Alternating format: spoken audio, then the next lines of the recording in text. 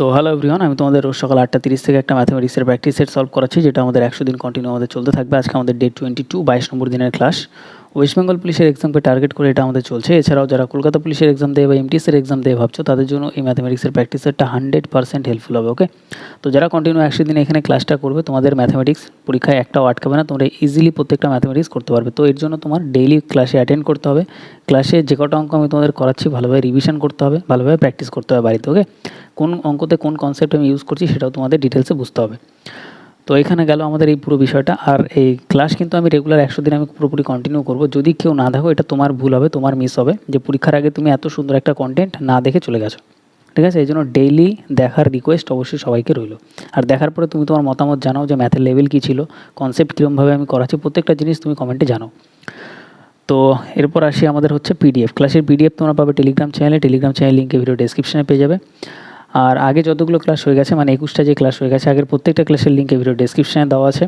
আর কেউ যদি chapter wise math দেখতে চাও, তাহলে চ্যাপ্টার ওয়াইজ ম্যাথ দেখার জন্য এই ভিডিও ডেসক্রিপশনে যাওয়ার পরে তোমার যে সেকেন্ড লিঙ্কটা তুমি পাবে, ওই লিঙ্কে ক্লিক করলেই তোমরা পুরো চ্যাপ্টার ওয়াইজ ম্যাথ তোমরা পেয়ে যাবে। ওকে, তো প্রত্যেকটা জিনিস ডাব্লিউবি কেপির জন্য যে কটা জিনিস তোমাদের রিকোয়ার্ড, যে কটা জিনিস তোমাদের দরকার, ম্যাথমেটিক্সের প্রত্যেকটা জিনিস আমি তোমাদের জন্য করছি।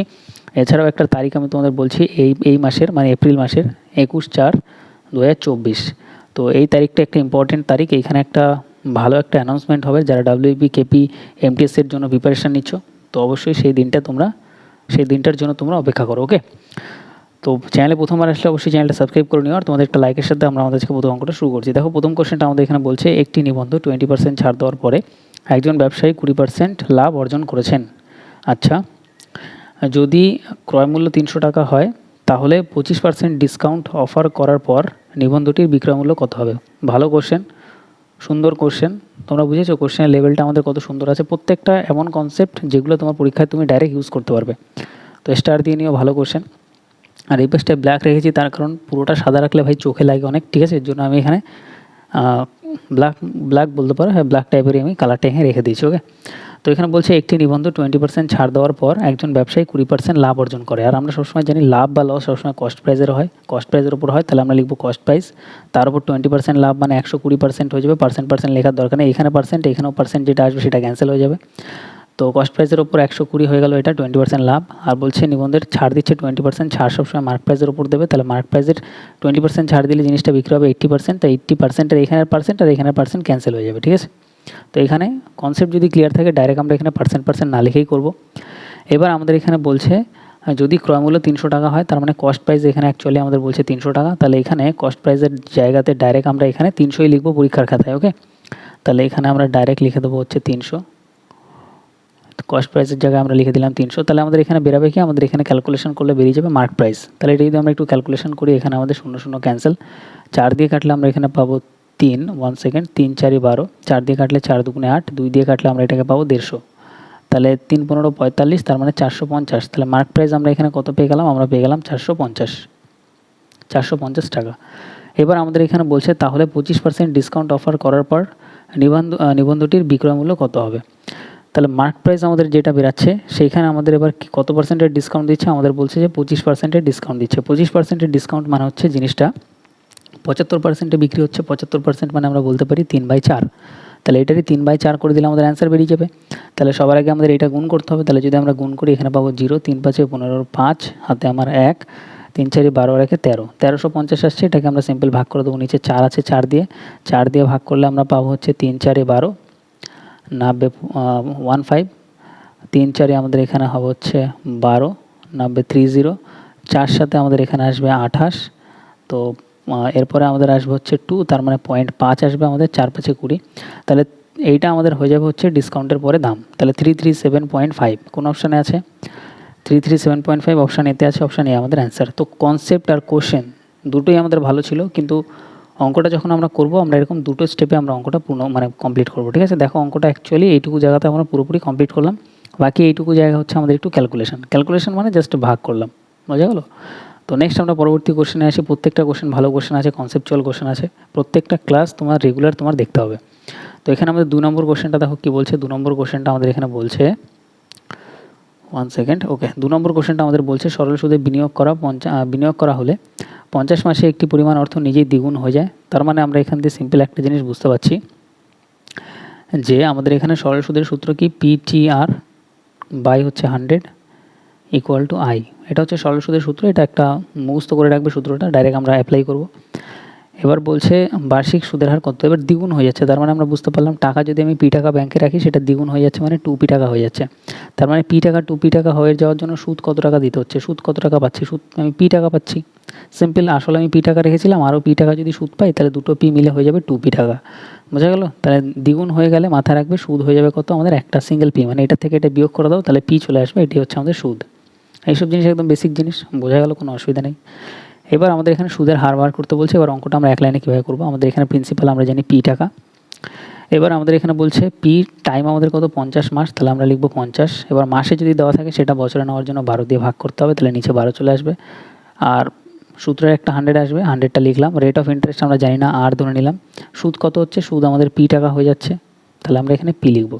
বোঝা গেল? পি টাকা আমি সুদ বার করে আগেই দেখিয়ে দিয়েছি পি টাকা সুদ হিসেবে হচ্ছে। তাহলে এবার আমরা সিম্পল ক্যালকুলেশন করব, পি এর সাথে আমাদের পি এর ক্যান্সেল হয়ে যাবে, 50 দিয়ে যদি আমরা কাটি এটা 2 বারে কাটবে, 12 দুগুণে 24। তাহলে অ্যান্সার আমাদের কত, 24% সুদ। তাহলে অপশান সি আমাদের এই অঙ্কটার ফাইনাল অ্যান্সার। তাহলে rate of interest equal to 24%। তো পরীক্ষার খাতে আমরা এইটুকুই করবো। ওকে, আমি তোমাদের এখানে এমন অ্যাপ্রোচ দেখাচ্ছি যেটা তোমরা পরীক্ষায় ডাইরেক্ট অ্যাপ্লাই করতে পারবে। ঠিক আছে, নেক্সট আমরা পরবর্তী কোশ্চেনে আসি। নেক্সট আমাদের 3 নম্বর কোশ্চেনটা কী বলছে দেখো। 3 নম্বর কোশ্চেনটা বলছে একটি সাইকেলের ক্রয় মূল্য, 1 সেকেন্ড, তো বলছে একটি সাইকেলের ক্রয় মূল্য এত টাকা, যদি 30% লাভে বিক্রয় করা হয় তাহলে বিক্রয় মূল্য কত হবে, একদম সিম্পল।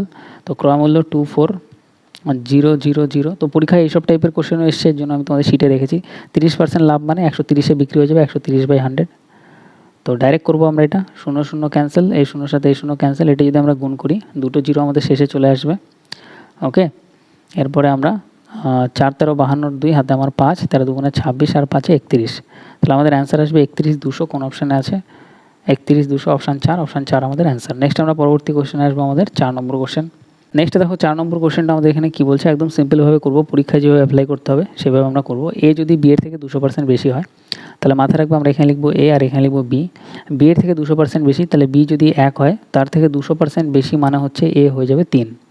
এইবার তোমাদের মাথায় কোশ্চেন আসবে যে 1 থেকে 3 কীভাবে আমরা লিখলাম, মানে এই কনসেপ্টটা কী, কনসেপ্টটা ঠিক এরকম। আমি যদি বলি কোনো জিনিস 20% বেশি, তাহলে আমরা বলতে পারি 100 সাথে 20 যোগ করে সেটা 120 হয়ে যাচ্ছে। আমি যদি বলি 120% হয়ে যাচ্ছে, আমি যদি বলি 30% বেশি, তাহলে 100 সাথে 30 অ্যাড হয়ে যাবে কত, 130%। সেরকম এখানে বলছে 200% বেশি, তাহলে 100 সাথে 200 যোগ করলে এটা হয়ে যাবে কত, 300%। বোঝা গেল? তাহলে বি হচ্ছে আমাদের এখানে কত ধরেছিলাম, 1। এবার এ হচ্ছে তার থেকে 200% বেশি, মানে 300% হয়ে যাচ্ছে। 300% মানে 300/100, 0 0 0 0 ক্যান্সেল, তাহলে এখানে হয়ে যাচ্ছে কত, 3 অক্ষে 3, তাহলে এ হয়ে যাচ্ছে 3। এইটা হচ্ছে আমাদের কনসেপ্ট। তো এই কনসেপ্টটা বুঝতে হবে, এই কনসেপ্টটা বোঝার জন্য অঙ্কটা রেখেছিলাম। এবার বলছে তাহলে বি এর থেকে কত শতাংশ কম, তাহলে বি এর থেকে কত কম, 2 কম। কার সাথে তুলনা করছে, এর থেকে কত কম, তাহলে এর ভ্যালু নিচে আসবে, শতকরা বার করার জন্য 100 দিয়ে গুণ করে দেবো, 100%। 2/3 মানে 66.67%। ঠিক আছে, এগুলো মুখস্থ ভ্যালু থাকতে হবে। তাহলে কোন অপশান হয়ে যাবে, অপশান 4 আমাদের অ্যান্সার। ওকে, জাস্ট এইটুকু আমাদের কোশ্চেন সলভ করতে হবে, কিন্তু এখানে এটাই বোঝার যে 200% বেশি মানে টোটাল 300% হয়ে যাবে। নেক্সট আমরা পরবর্তী কোশ্চেন আসি, আমাদের 5 নম্বর কোশ্চেন। 5 নম্বর কোশ্চেন বলছে 60 লিটার মিশ্রণে, এই টাইপের কোশ্চেন প্রচুর করে দিয়েছি। ঠিক আছে, টোটাল 60 লিটারের মিশ্রণ আছে, দুধ আর জলের অনুপাত বলছে আমাদের 2:1। তাহলে আমরা সিম্পল লিখবো যে মিল্ক আর ওয়াটার কত অনুপাতে আছে, 2:1 অনুপাতে আছে, 2:1 লিখবো। x লিটার জল যোগ করা হচ্ছে, x লিটার জল যোগ করা হলে এখানে জল মেশানো হচ্ছে, তাহলে ওয়াটারের উপরে প্লাস লিখে রাখলাম, কারণ ওয়াটারটা চেঞ্জ হবে। দুধ ও জলের অনুপাত 1:2 হচ্ছে, তাহলে দেখো 1:2 হচ্ছে। এবার মিল্ক যেহেতু মেশাচ্ছি না, তো মিল্ক প্রথমে যা ছিল পরেও তাই থাকবে, তাহলে প্রথমে যদি 2 থাকে পরেও 2 করতে হবে, তাহলে 1কে 2 করার জন্য এখানে 2 দিয়ে গুণ হবে, তাহলে 2 অক্ষে 2, 2 দুগুণে 4, তাহলে এটা হয়ে যাবে 2, এটা হয়ে যাবে 4। তো এই সব জিনিস আমাদের পরীক্ষার খাতায় আমরা এত কিছু লিখবো না, আমরা লিখবো ডাইরেক্ট 2 আর 4। তাহলে এখানে আমরা লিখবো হচ্ছে ডাইরেক্ট 2, এটা সেম হয়ে গেল, আর এটা হয়ে যাবে হচ্ছে 2 এর সাথে গুণ করলে 4। এবার বলছে এক্সের পরিমাণ কত, তাহলে সিম্পল দেখো আমাদের এখানে টোটাল আগে কত ছিল, 60 লিটার, তাহলে 60 লিখবো। টোটালে আমাদের মিল্ক আর ওয়াটার অনুপাতে কত ছিল, 2 আর 1 3, তাহলে 3 দিয়ে ভাগ করব। কত লিটার জল মেশানো হচ্ছে, 1 থেকে 4 হয়ে যাওয়ার জন্য 3 মেশানো হচ্ছে, 3 ইউনিট মেশানো হচ্ছে, তাহলে 3 এর ভ্যালু বার করব। 3 দিয়ে কাটলে 3 × 60, 3 × এখানেও অ্যান্সার কত চলে আসবে, 60। ওকে, তাহলে আমাদের অ্যান্সার হয়ে যাবে 60, অপশান 4 আমাদের অ্যান্সার। এইটুকু আমাদের সলভ করতে হবে পরীক্ষার খাতে। নেক্সট আমরা পরবর্তী কোশ্চেনে আসি, আমাদের 6 নম্বর কোশ্চেন। বলছি স্থির জলে নৌকার গতি, নৌকা স্রোতের অঙ্ক যারা চ্যাপ্টার ওয়াইজ দেখো অবশ্যই দেখে নিও, সূত্র ছাড়া আমি তোমাদের পুরো করে দিয়েছি অঙ্ক। তাহলে এখানে আমাদের বলছে স্থির জলে নৌকার গতি 30 কিলোমিটার প্রতি ঘন্টা, তাহলে এটা হচ্ছে আমাদের স্থির জল, এটা হচ্ছে 30। স্রোতের গতি এদিকে, তো এটা হচ্ছে আপস্ট্রিম হয়ে যাবে, এটা আমাদের ডাউনস্ট্রিম হয়ে যাবে স্রোতের সাথে। এটি স্টিল ওয়াটার শান্ত জল, এটা আপস্ট্রিম স্রোতের বিপরীতে। এবার বলছে যদি 1 ঘন্টা 30 মিনিটে 60 কিলোমিটার স্রোতের অনুকূলে কভার করে, স্রোতের অনুকূল মানে ডাউনস্ট্রিমে যাচ্ছে, ডাউনস্ট্রিমে যাচ্ছে কত, ডাউনস্ট্রিমে যাচ্ছে হচ্ছে আমাদের এখানে বলছে যে 1 ঘন্টা 30 মিনিটে 60 কিলোমিটার যাচ্ছে, তাহলে আমরা এখানে লিখতে পারি যে 60 কিলোমিটার যাচ্ছে। টাইম কত, 1 ঘন্টা 30 মিনিট মানে 90 মিনিট, 90 মিনিটে যাচ্ছে। 60 মিনিটে কত যাচ্ছে, ঘন্টায় বার করার জন্য 60 দিয়ে গুণ করে দেবো, তাহলে আমাদের প্রতি ঘন্টায় স্পিড বেরিয়ে যাবে। 60 দিয়ে গুণ করে দিলে 60 মিনিটে 1 ঘন্টা। কাটাকাটি করো, শূন্যর সাথে শূন্য ক্যান্সেল, 3 দিয়ে কাটলে এটা হবে 3, 3 দিয়ে কাটলে এটা হবে 3 দুগুণে 6, 3 দিয়ে কাটলে হবে 3 20 60, 20 দুগুণে 40। তাহলে এখানে আমরা পেয়ে গেলাম কত, ডাউনস্ট্রিমের স্পিড কত, 40 কিলোমিটার প্রতি ঘন্টা। তাহলে 30 থেকে 40 হচ্ছে, তার মানে 10 বৃদ্ধি পাচ্ছে, তাহলে স্রোতের গতিবেগ 10। তাহলে এখানেও স্রোতের গতিবেগ 10, তাহলে এটা যদি যোগ হয়ে যায়, স্রোতের বিপরীতে এটা বিয়োগ হয়ে যাবে 10, তাহলে 30-এর থেকে 10 বিয়োগ করো, এখানে হয়ে যাবে হচ্ছে স্পিড হচ্ছে 20। তাহলে এই জিনিসগুলো আমরা ডাইরেক্ট সূত্র ছাড়াই বার করে ফেলবো এইভাবে।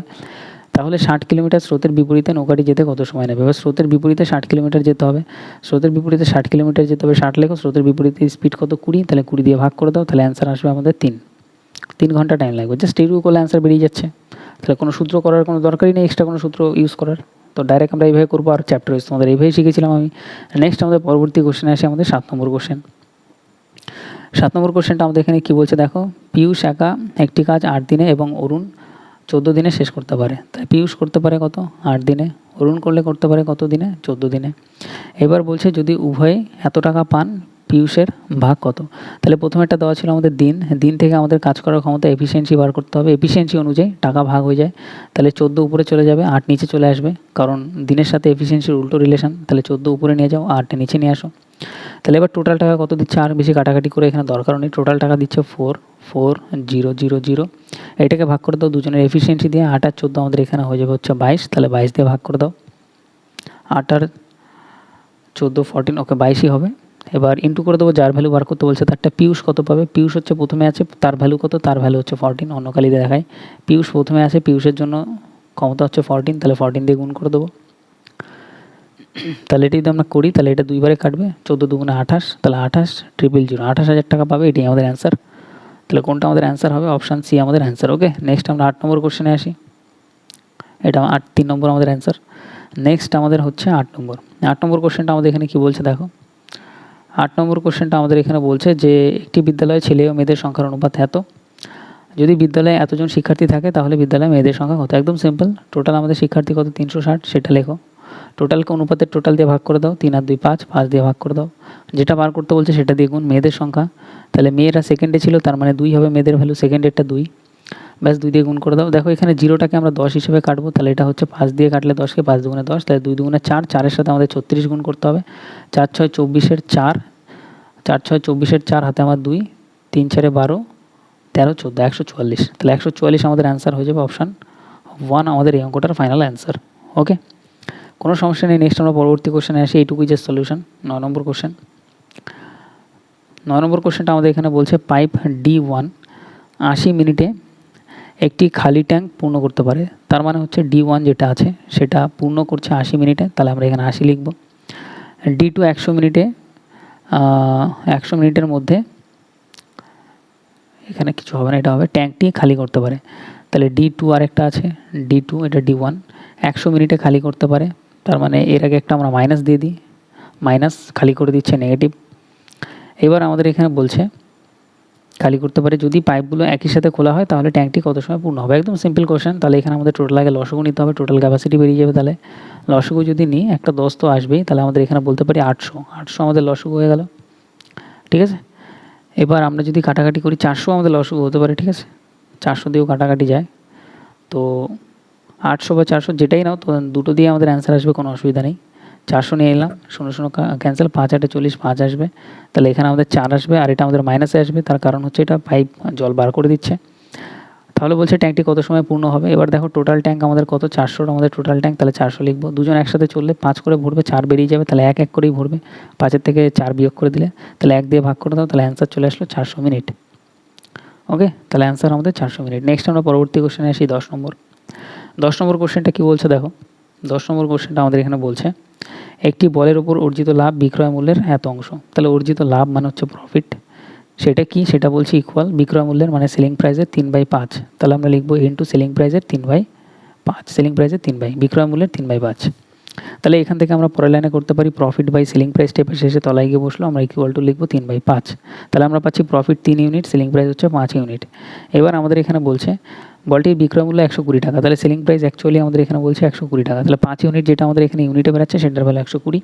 তাহলে এবার বলছে তাহলে এই বলে লাভ কত টাকা সেটা আমাদের বার করতে হবে। তাহলে আমরা এখানে পেয়ে গেলাম যে 120 যেটা আছে, অন্য কালি দিয়ে দেখাই, 120 যেটা আছে টাকায় সেটা আমাদের লাভের ভ্যালু মানে 5 ইউনিটের ভ্যালু, সেলিং প্রাইসের ভ্যালু 5 ইউনিটের ভ্যালু, আমাদের লাভটা বার করতে হবে মানে 3 ইউনিটের ভ্যালু বার করতে হবে।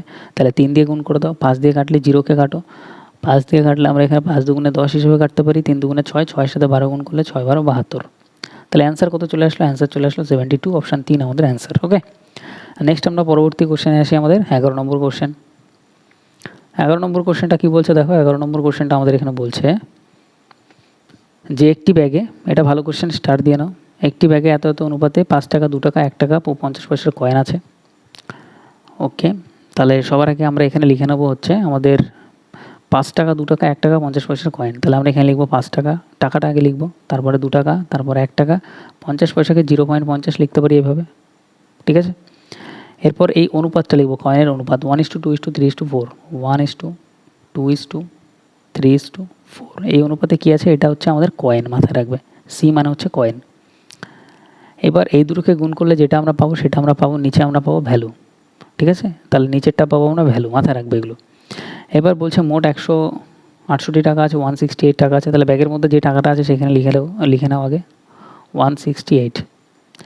1 সেকেন্ড, 168 টাকা আমার কাছে ব্যাগের মধ্যে আছে।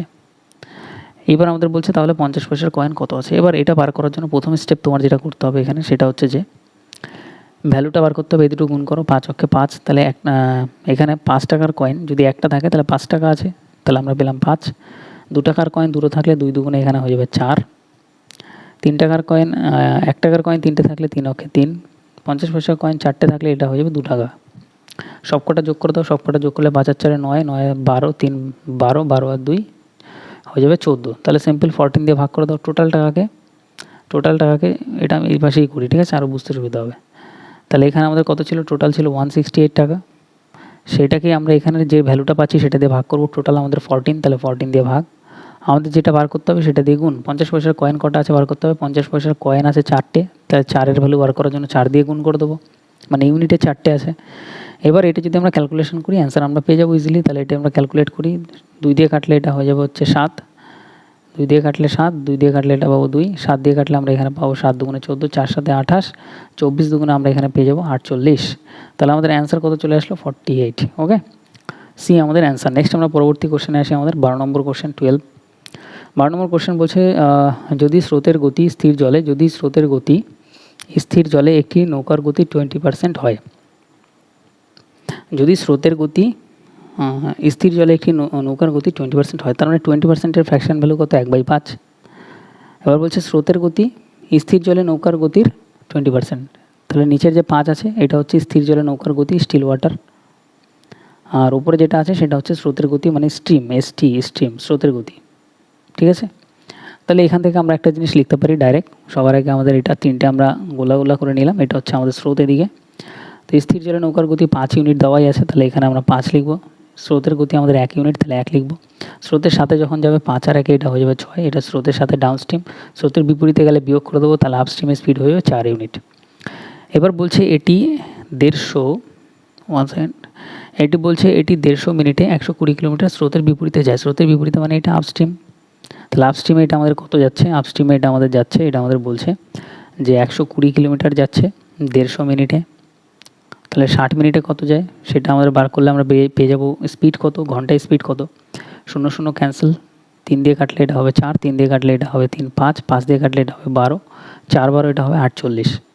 তাহলে অ্যাকচুয়ালি আমরা পাচ্ছি এই 4 ইউনিটের ভ্যালু স্রোতের বিপরীতে, তার স্পিড কত? ঘন্টায় 48 কিলোমিটার পার আওয়ার, তাহলে অ্যাকচুয়ালি এটা ভ্যালু হচ্ছে 48।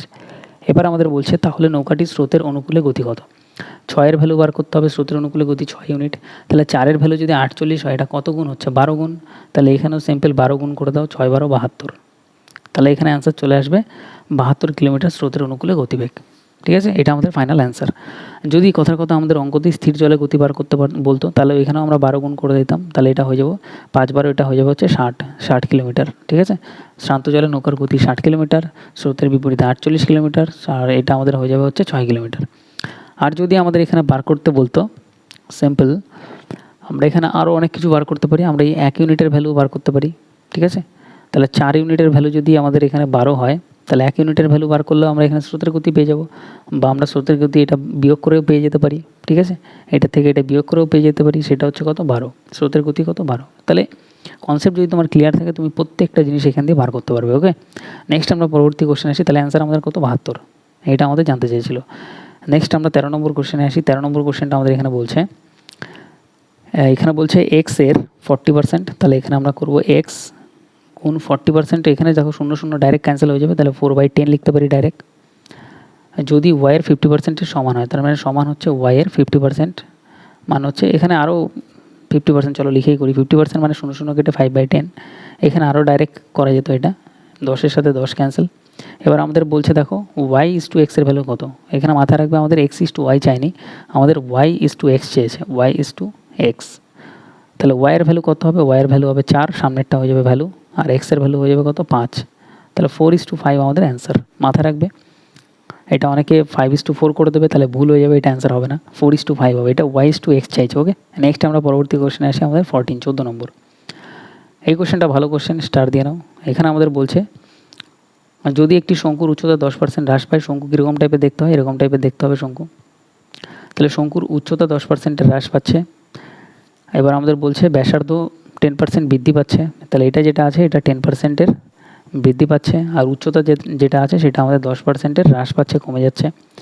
আয়তনে কি পরিবর্তন হবে, তাহলে আয়তনে পরিবর্তন যদি পরীক্ষায় এরকম আসে, তাহলে ডাইরেক্ট আমরা কীভাবে করবো দেখো, সূত্রটা কি, এটার সূত্র হচ্ছে, আয়তনের সূত্র হচ্ছে 1/3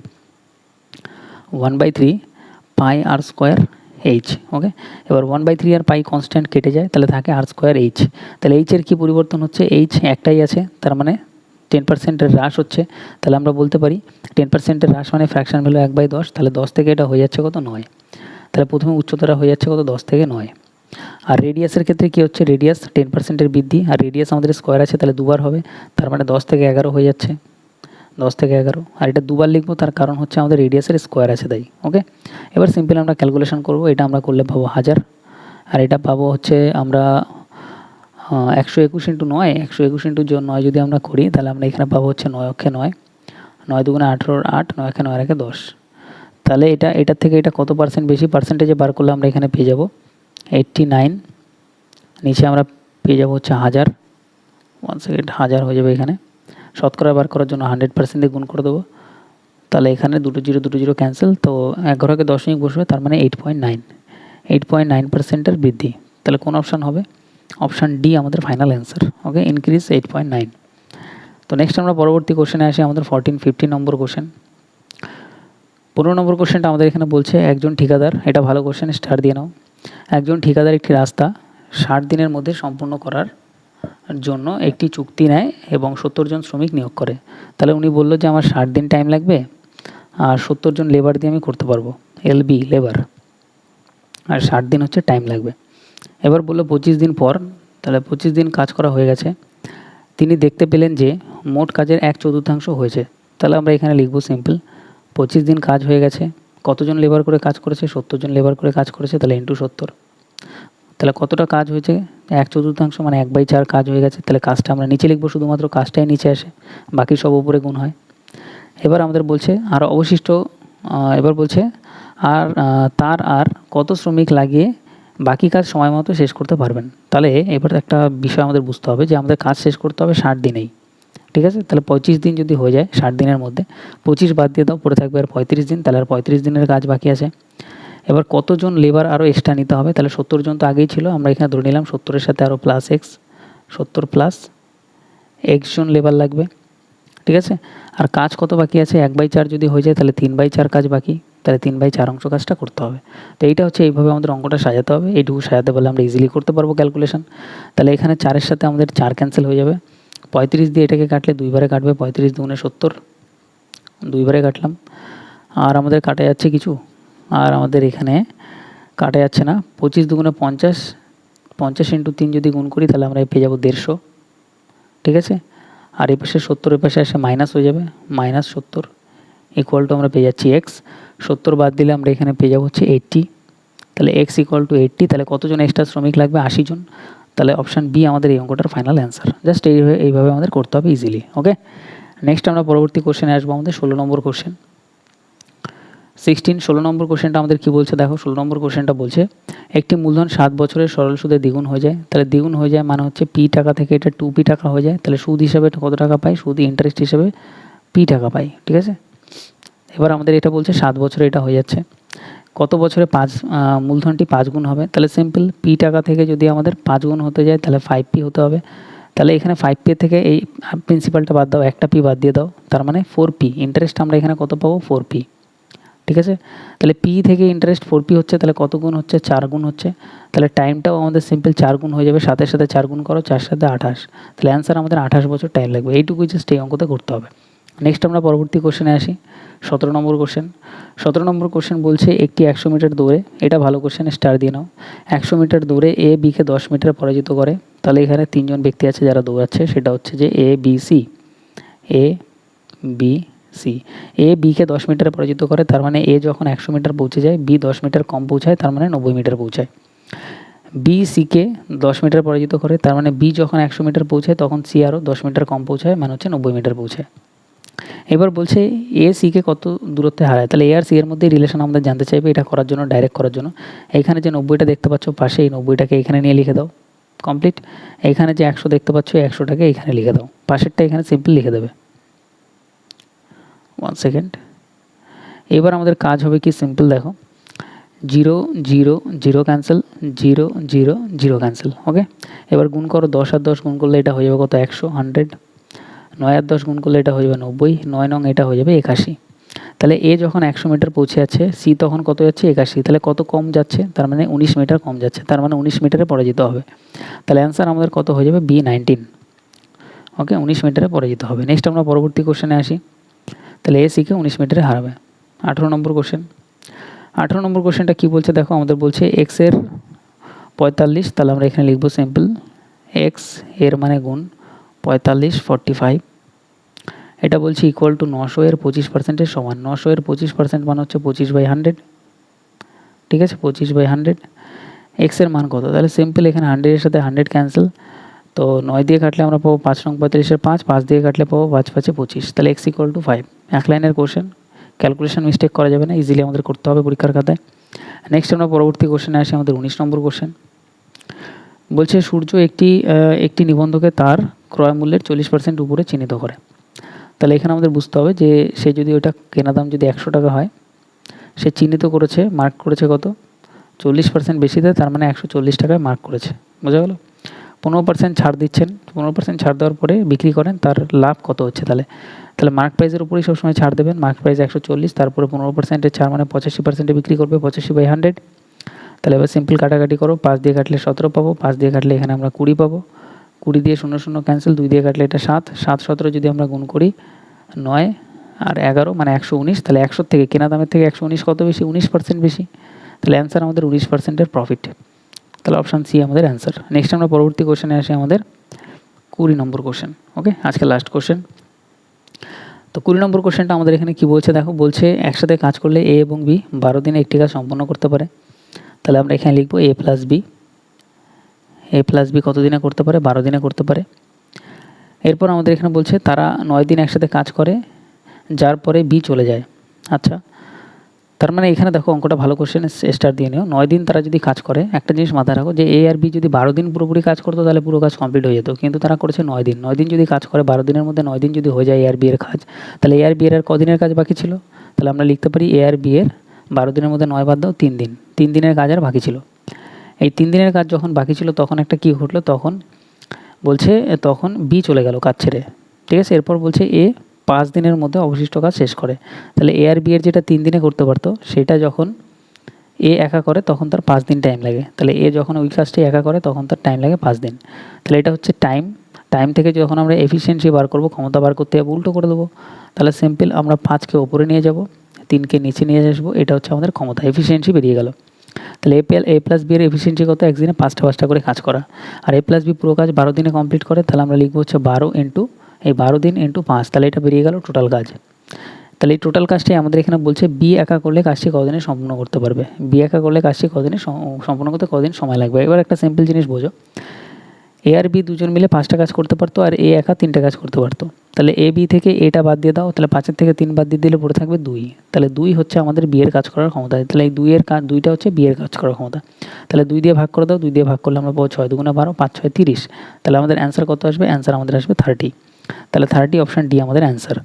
তাহলে এখানে আমাদের এটাই বার করতে বলেছিল যে বি যদি করে বি এর কত টাইম লাগবে, বি এর 30 দিন টাইম লাগবে, এটা আমাদের অ্যান্সার। তো আজকের ক্লাসে আমাদের 20টা অঙ্ক ছিল, আমরা পুরোপুরি কমপ্লিট করলাম। এইভাবে আমাদের 100 দিন আমাদের চলতে থাকবে। তুমি অ্যাভারেজে ধরো যদি আমি প্রত্যেকদিন 20টা করেও কোশ্চেন করাই, 100 দিন 100 ইন্টু 20, তাহলে বুঝতে পারছো আমাদের কতগুলো কোশ্চেন আমাদের কমপ্লিট হয়ে যাবে। আমাদের প্রায় 2000 মতন কোশ্চেন আমাদের কমপ্লিট হয়ে যাবে। ওকে।